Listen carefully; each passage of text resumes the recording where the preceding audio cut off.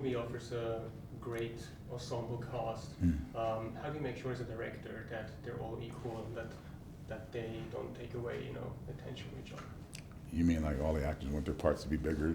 No, no. You have to cast actors that are professional and they care about the bigger picture. No one cares about their role more than everyone else. I mean, Denzel Washington is not like that at all. He's about the big picture, the movie itself. And he's a guy that has enough power that he could be that way if he wanted to, but that's not who he is.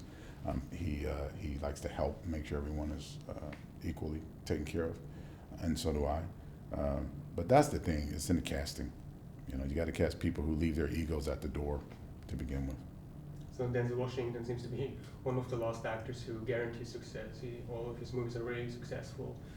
What do you think it is that makes people want to see all of his movies? Well, first, he's a great actor. And I think that people that go to the movies, they want to see an actor that's going to give them his heart.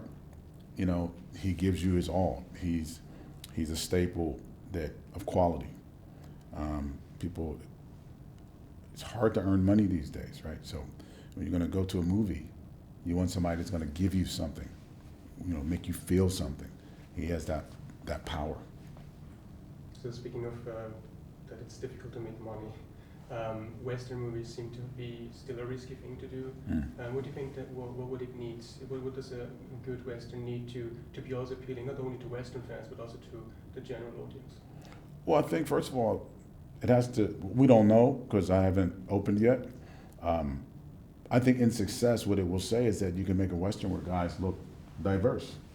They look like people from around the world. They look like the world we live in today. They don't look like just the white American actors anymore. It looks like the world we live in. So,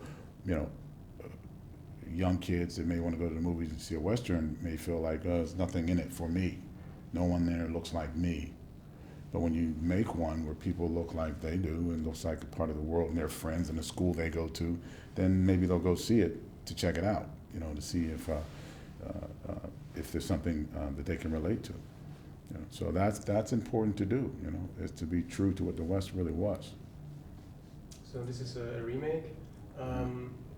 What's the most important thing to take care of, that it's not just going to be a copy but something that is unique and that stands on its own? Well, first of all, you have to cast it so that it has obviously a different feeling of the characters. You can't do the exact same thing. You also have to stay true to the DNA of the storytelling. Kurosawa's film, Sturgis's film, they're classic storytelling.